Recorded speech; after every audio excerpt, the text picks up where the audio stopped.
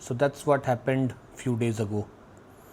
19 मई 2026 मैं शाम के करीब 6:45 के आसपास अपनी वाइफ़ को पिक करके और अपने घर आ रहा था। मेरी वाइफ़ का ऑफ़िस मेरे घर से हार्डली 1-1.5 किलोमीटर है। बीच में थोड़ा पतला सा रास्ता आता है जो एक गेटेड कम्युनिटी के बीच से होकर आता है। वहाँ पे बेसिकली एक बार में 2 गाड़ियाँ निकल जाती हैं, बट कई बारी अगर किसी ने आड़ी तिरछी अपनी गाड़ी पार्क कर रखी हो तो 2 गाड़ियाँ साथ में नहीं निकल पाती हैं। तो जैसे ही मैं वहाँ पे पहुँचा, मैं अपनी लेन लेफ़्ट लेन में ही चल रहा था और अपोज़िट में मतलब मेरी गाड़ी के just opposite side right hand side पे दूसरी गाड़ी पार्क थी। तो सामने से एक दूसरी स्विफ्ट आ रही थी, उसने अपनी गाड़ी रोकने की जगह वो सीधा मेरे मुंह पे लेके आ गया गाड़ी, और जिसकी वजह से अब वहाँ पे लग गया जाम। ना मेरी गाड़ी निकल सकती थी आगे, ना उसकी गाड़ी निकल सकती थी आगे। इतने में ही जो गाड़ी मेरे गाड़ी के मुंह पे खड़ी हो रखी थी, उसके पीछे से एक और बंदा निकल कर आता है। वो आके मेरा मिरर ठोक रहा था और उसके बाद उसने बदतमीज़ी करनी स्टार्ट कर दी। तूने इतनी बड़ी गाड़ी ले ली है, ये वो चलानी नहीं आती, क्यों निकल आया है रोड पे। और उस इतनी देर में मतलब थोड़ी मैंने भी चढ़ाई रैंप के ऊपर, वो स्विफ्ट की गाड़ी निकल गई।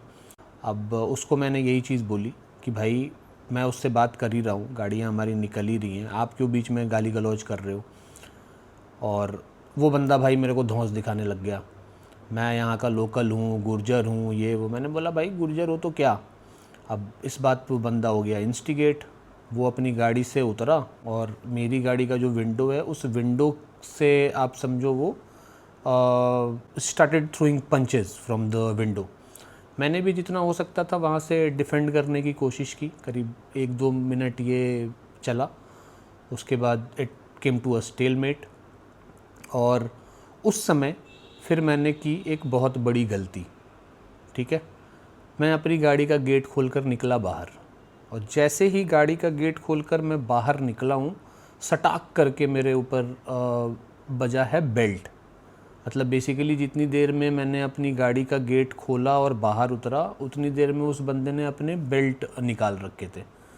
और मुझे तो एक्चुअल में ध्यान भी नहीं है कि वो बेल्ट मेरे एक्चुअली बॉडी में लगा कहाँ।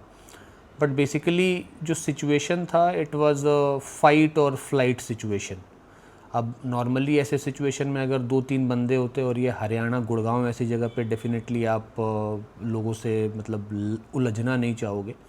बट पता नहीं अब क्या बोलूँ मैं, उस दिन वैसा सिचुएशन था कि मैं भी उस बंदे के साथ फिर गुत्थम गुत्था हो गया जब उसने बेल्ट मार दिया मेरे ऊपर ना। तो अब ये गुत्थम गुत्थी चली करीब 3-4 मिनट 5 मिनट। अब आई डोंट रिकॉल कि मतलब हम दोनों कैसे सेपरेट हुए, लोगों ने आके करा या जो भी करा। मैं वापस आया गाड़ी के पास, मेरी गाड़ी का जो शेड होता है विंडो में लगा हुआ, शेड गिरा हुआ, मेरी घड़ी टूट गई, घड़ी गिरी हुई, सब कुछ डाला मैंने गाड़ी में और मैं आ गया वापस घर के पास। जब मैं घर पहुंचा हूँ, तब मुझे लिटरली रियलाइज़ हुआ है कि मतलब there is a injury on my head. Tanya started cleaning it with cotton and it was bleeding continuously, वो रुक ही नहीं रहा था। तो अगले 4-5 मिनट जब उसने पूरा क्लीन करा and I saw the amount of blood in those gauzes and the cotton, then that's when I realised कि मेरा सर जो है वो फट चुका है, कट लगे हुए हैं सर के ऊपर। उसके बाद फिर तान्या ने बोला कि लेट्स गो टू हॉस्पिटल, यहाँ पे होगा नहीं, तुम्हें हॉस्पिटल जाना होगा। इस समय तक मुझे स्टार्ट हो गया था पूरा डिजीनेस, बॉडी में ऐसा लग रहा था जैसे कि ताकत है ही नहीं, and I was very disoriented. तो सब कुछ ले देकर फिर यहाँ से हम गए आर्टेमिस में एडमिट हुआ मैं अंडर इमरजेंसी वार्ड। 40,000 रुपये का उन्होंने पहले तो डिपॉजिट लिया। देन दे आस्ट कि कैसे हुआ ये सब, क्या हुआ। मैंने उनको बताया ऐसे ऐसे हुआ है, बंदे ने मेरे को मारा है रोड के ऊपर। तो उन्होंने बनाया पहले MLC is basically medico legal case और समथिंग कहते हैं। बेसिकली होता ये है कि this information goes to the police as well. तो उन्होंने फिर मुझे एडमिट किया। अब चूँकि सर पे चोट था तो they did CT scan, X-ray किया, हाथ में मेरे काफ़ी चोट था, उसका एक्सरे किया उन्होंने। करीब 2-3 घंटे रखने के बाद जब सारे रिपोर्ट्स आ गए तो देन दे रिलीज्ड मी कि आपको कुछ बहुत सीरियस इंजरी नहीं है, तो आपको मैं रिलीज़ कर देती हूँ। घर आ गए हम। अगले दिन सुबह सुबह मेरे को पुलिस वालों का कॉल आता है कि आपका कल एमएलसी हुआ है, क्या बात हो गई, क्या हो गया था। उनको मैंने बताया कि भाई ऐसा ऐसा ऐसा ऐसा सीन था, मुझे कंप्लेन डालनी है अपनी। तो कहता है कि जो ड्यूटी का ऑफिसर है वो आपको कॉल करेगा।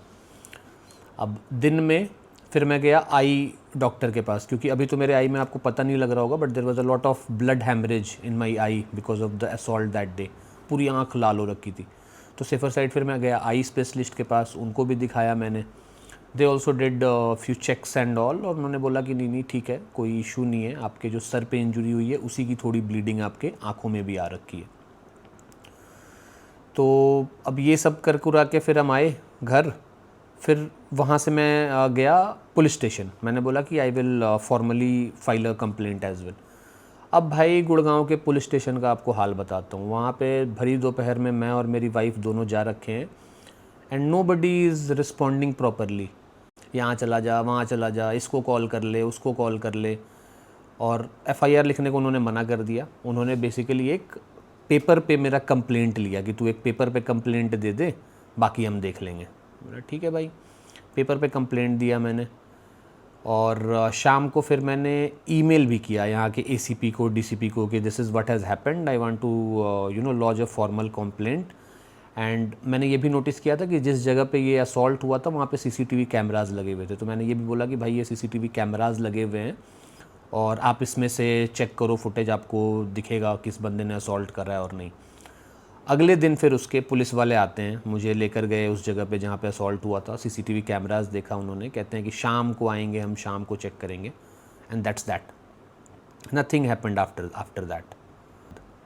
It was so traumatic for me, for Tanya, and I especially feel bad for Tanya because she had to go through all of this just because of me.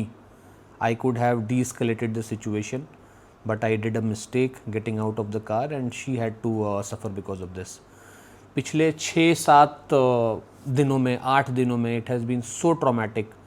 रात को सोते हुए, दिन को बैठे हुए, this whole situation keeps on playing in the head back to back. यार ऐसा करना चाहिए था, ये कर लेते, वो कर लेते। इनफैक्ट मेरे घर पे भी मैंने किसी को नहीं बताया है इस असॉल्ट के बारे में। This is the first time through this video that they would also get to know that what has happened.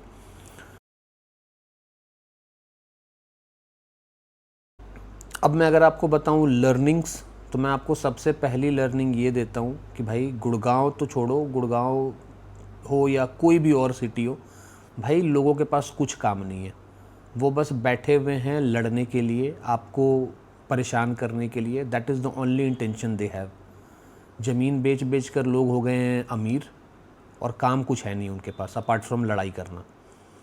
और दूसरी चीज़ ये है कि जो भी हाथापाई हुई उस बंदे के साथ, यू नेवर नो कि ये किस लेवल तक इसकलेट होकर जा सकता है। फॉर्चुनेटली ही मैं बोलूँगा कि मेरे सर पे थोड़ी चोट आई, 2 स्टिचेस लगे। हफ्ते दिन 10 दिन में I am back, I am almost recovered. But you never know how bad it could go.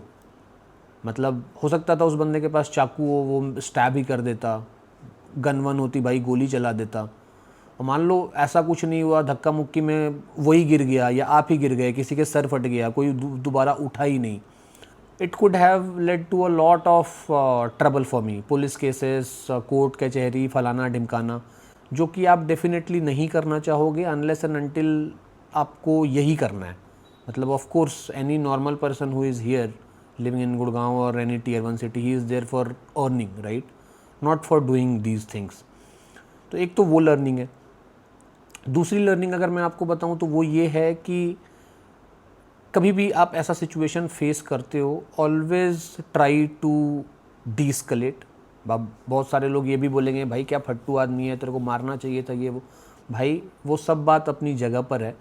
I am not saying कि आप अपने लिए स्टैंड मत लो, डेफिनेटली अपना सेल्फ रिस्पेक्ट और अपनी ईगो भी एक चीज़ होती है, but as far as possible try and deescalate it, because इन चीज़ों में कुछ नहीं रखा। आपके लिए सिर्फ एक आपके घर वाले ही सोचते हैं, बाकी कोई सोचने वाला नहीं है। और वो जो आप लड़ाई झगड़ा करोगे उससे लाख गुना बेटर है कि आप वहाँ से सेफ़ निकलो, सेफ़ अपने घर पहुँचो। और तीसरी लर्निंग ये है कि आप अपनी गाड़ी से ऐसे सिचुएशन में बाहर मत निकलो। You are sitting in a 1.5-2 ton protective layer, use that to your advantage. सामने वाले की आप एनर्जी मैच कर रहे हो और आप बाहर निकल रहे हो, that would always lead to escalations. चौथी चीज़, भाई नो वन केयर्स अबाउट, हंसोगे ना, आपकी गलती नहीं रहेगी, they would always be there to harass you. But जब आपकी कोई गलती नहीं है और आप अकाउंटेबिलिटी खोजोगे, कोई आपको वहाँ पर हेल्प करने वाला नहीं है। So next is that you know it has been too many days now. अब फाइनली मैं इस वीकेंड ट्रैवल करने वाला हूँ तुगाशी, उत्तराखंड, जोशीमठ। और क्योंकि अब मेरी जो वहाँ पे घर बन रहा है उसका छत डलने वाला है, छत की ढलाई होने वाली है, so I want to be there. So in my next video I am going to talk about how the construction is ongoing, क्या स्टेटस है। आपको तुगाशी भी दिखाऊंगा कैसा दिखता है।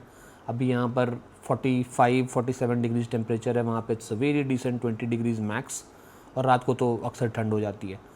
तो मिलते हैं आपसे अगले वीडियो में। Till that time, take care, stay safe, see you.